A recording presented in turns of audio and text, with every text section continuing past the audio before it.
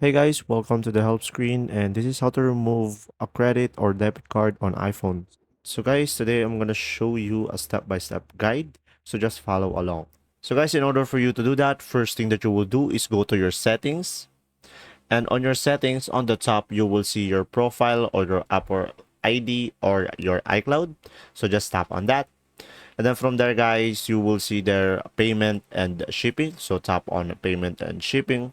And then from there, guys, you'll be able to see your payment method. So just tap on your current payment method that you have.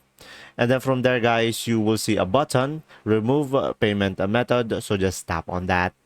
And a warning will pop up. And just simply tap on the remove.